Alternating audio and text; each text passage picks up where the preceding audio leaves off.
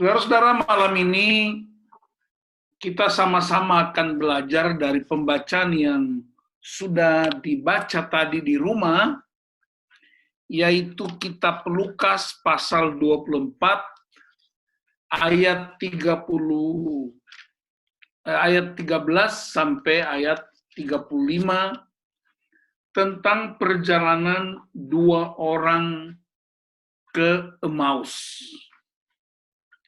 Secara singkat, dari geografi wilayah Yerusalem, Emmaus itu di sebelah barat Yerusalem dan jaraknya kurang lebih 6 mil atau kira-kira 7 kilometer. Dan ada dua orang yang sedang berjalan menuju Emmaus karena rumah mereka tinggal di Emmaus. Mungkin sebuah kota kecil atau sebuah perkampungan. Pertanyaannya ialah, siapakah dua orang itu? Yang pertama disebutkan namanya Kleopas. Yang kedua tidak disebutkan namanya. Dan banyak ahli berdebat mempercakapkan siapa nama yang satu itu. Ada yang berkata itu mungkin Petrus, ada yang berkata itu Lukas. Tetapi kalau kita periksa Alkitab baik-baik, saudara-saudara, ada yang menarik. Dalam Yohanes pasal 19 ayat 25, coba kita buka Yohanes 19 ayat 25, supaya kita tidak menduga-duga seperti kebanyakan orang menduga-duga. Yohanes 19 ayat 25 diterangkan bahwa, perhatikan, dan dekat salib Yesus berdiri ibunya dan saudara ibunya, Maria istri Klopas dan Maria Magdalena. Jadi ada beberapa perempuan waktu peristiwa penyaliban, perempuan-perempuan itu berdiri dekat salib Yesus. Sedangkan murid-murid Yesus ketakutan dan mereka menjauh, takut terhadap para prajurit Romawi. Nah, perempuan-perempuan itu antara lain ibunya Yesus, yaitu Maria, dan saudara ibunya. Berarti ada saudara ibunya tidak disebutkan namanya. Lalu ada Maria satu lagi. Kemungkinan Maria saudaranya Marta. Lalu istri Klopas dan Maria Magdalena. Nah, istri Klopas. Siapakah Klopas? Ketika saya buka di Google, buka di Wikipedia, dan mengecek beberapa file, ternyata Klopas adalah Kleopas itu. Nama lain dari Kleopas. Ya, misalnya Simon nama lainnya Petrus atau Kefas. Paulus nama lainnya Saulus sebelumnya. Abram menjadi Abraham. Jadi Kleopas ini adalah Kleopas itu yang berjalan ke Emmaus. Ya, saya kasih contoh yang praktis. Nama lengkap saya Martinus Liur. Di kampung waktu saya kecil dipanggilnya Tinus. Waktu saya kuliah di kota, orang-orang kota panggil saya Nus. Begitu saya menjadi pendeta, orang panggil lagi pendeta Martinus Liur. Jadi nama saya satu tapi dipanggil dengan 3 sesuai komunitas. Ada komunitas yang panggil saya Martinus, ada komunitas yang memanggil saya Nus, ada komunitas yang panggil saya Tinus. Jadi, siapakah Nus, Tinus, atau Martinus? Ya itu satu orang itu, ya saya. sama Kleopas atau Klopas. Berarti dapat diduga kebenaran yang mendekati siapa yang bersama Kleopas pulang ke Emmaus, yaitu dia bersama istrinya, murid yang lain. Karena perempuan-perempuan yang ikut Yesus juga disebut murid-murid Yesus. Kleopas juga salah satu murid Yesus, di luar 12 murid yang disebut rasul itu. Jadi kita mau memastikan itu. Yang kedua, kalau kita perhatikan, pulang sore-sore ke rumah mereka di Emmaus. Nah, waktu sampai di rumah, mereka ingin untuk menahan tamu supaya tinggal di rumah mereka. Rumah mereka siapa? Rumah keluarga ini. Saya menduga waktu Yesus ingin tinggal, mungkin Kleopas suruh istrinya supaya bersihkan kamar buat tamu kita sebelum mereka tahu itu Yesus. Jadi saya ingin supaya kita clear, tidak perlu lagi banyak mencari tahu perdebatan siapakah murid temannya Kleopas. Alkitab menunjukkan dengan tegas, yaitu istri Kleopas atau Klopas. Nah, dari cerita itu kita bisa lihat beberapa pesan penting. Yang pertama, saudara-saudara, murid-murid dan para pengikut Yesus pada zaman waktu Yesus ditangkap, mereka mengalami ketakutan yang luar biasa. Mereka galau. Mereka seolah-olah putus pengharapan. Mereka punya pengharapan yang tidak berhenti, yaitu datang seorang raja, datang seorang Mesias yang membebaskan mereka dari penindasan kerajaan Romawi. Orang pingin merdeka, orang pingin bebas, dan harapan mereka ada pada Yesus. Sekalipun kita tahu harapan itu harapan yang tidak benar. Pengharapan-pengharapan itu kemudian tidak terwujud karena Yesus yang mereka harapkan justru ditangkap dan disalibkan seperti seorang penjahat. Mereka kecewa. Nah, dua di antara murid-murid yang banyak itu, ada 12, ada 70, ada 500, Alkitab menceritakan. Dua di antaranya Kleopas dan murid yang lain yang diduga adalah istrinya sendiri. Mereka juga kecewa dalam perjalanan pulang ke Emmaus, ke rumah mereka. Apa buktinya?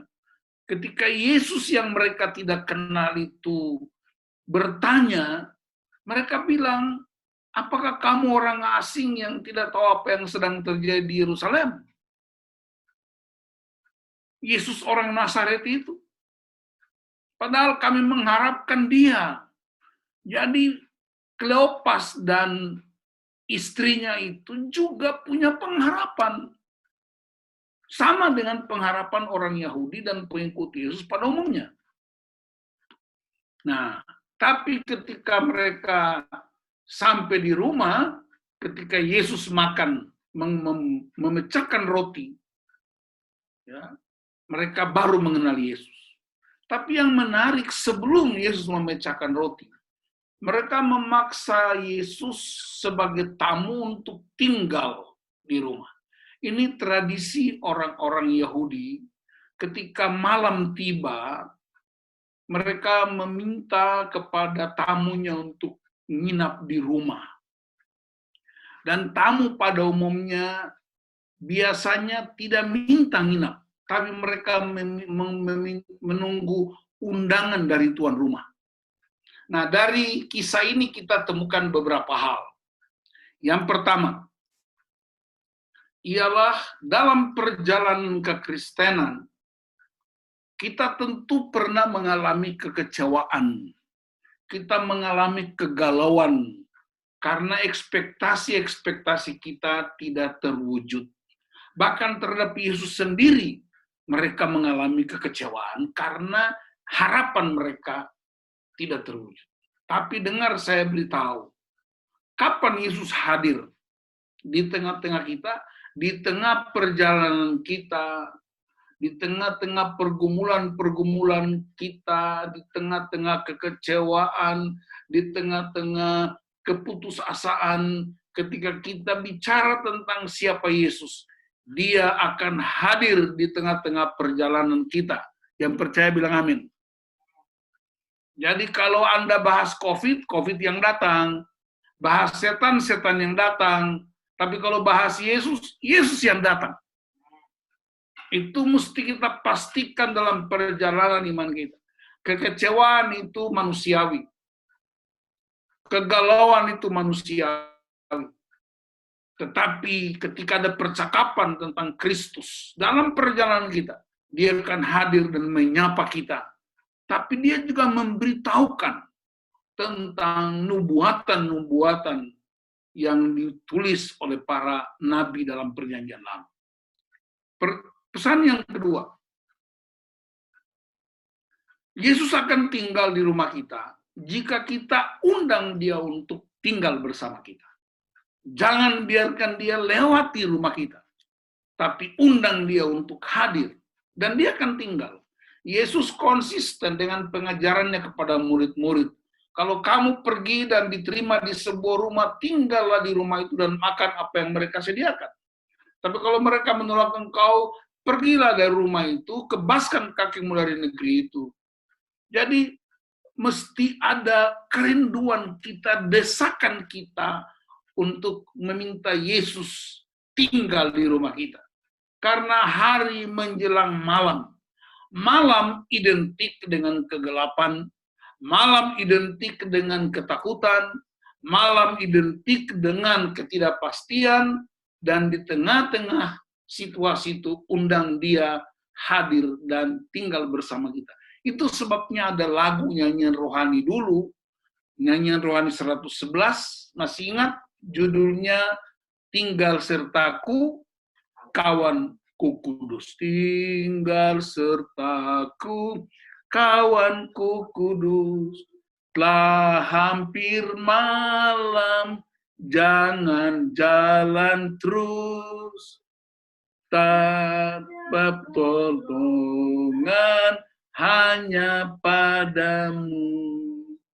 Silahkan Tuhan tinggal sertaku. Suara saya nggak bagus, tapi itu kata-katanya. Dalam Kidung Jemaat 329, tinggal sertaku, hari telah senja, ya, dan seterusnya. Itu dari ayat Lukas 24 tadi itu.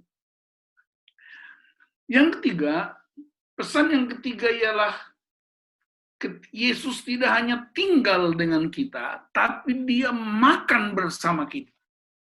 Makan dalam tradisi masyarakat Yahudi, tapi juga masyarakat timur kita, makan adalah persekutuan keluarga. Makan adalah persahabatan yang intim. Dan seseorang bilang bahwa pusat keluarga bukan di kamar tidur, tapi pusat peradaban keluarga ada di meja makan. Dan karena itu Yesus tidak hanya menjadi tamu di rumah kita, tapi Dia duduk bersama kita di meja makan kita. Dan pastikan kalau Yesus hadir, maka semuanya bisa berubah. Perhatikan Dia hadir di pernikahan di Kana, dan air berubah menjadi anggur. Ketakutan, kegalauan berubah menjadi pengharapan yang baru. Yang keempat, ketika Kleopas dan istrinya mengenal siapa Yesus, dan Yesus tiba-tiba lenyap dari mereka, mereka tidak lagi takut walaupun sudah malam, mereka kembali lagi ke Yerusalem, menempuh jalan yang sama. Ngapain kembali ke Yerusalem? Dengan sukacita, dengan kegembiraan mereka pergi beritahukan 11 murid yang lain yang sedang terkurung di ruang atas karena ketakutan itu, dan mereka menceritakan bagaimana Yesus hadir di tengah-tengah perjalanan, hadir di rumah mereka. Dan kalau saudara baca ayat selanjutnya, ayat 36 pembacaan kita, di situ tiba-tiba Yesus hadir. Yesus temui mereka semua dan menyatakan damai sejahtera atas hidup mereka. Jadi pesan yang keempat ialah kita tidak hanya bertemu Yesus, tidak hanya menikmati persekutuan dengan Yesus, tapi kita juga dipanggil untuk memberitakan kabar baik, menyampaikan kabar baik itu kepada orang lain dengan sukacita, dengan semangat, dengan kegairahan dalam kegelapan malam. Dengan perkataan lain, dalam situasi-situasi yang begini, pemberitaan Injil, pemberitaan kabar baik, tidak di dalam rumah sendiri. Kita tidak boleh menikmati sendiri kabar baik. Kita tidak bisa menikmati sendiri perjumpaan itu.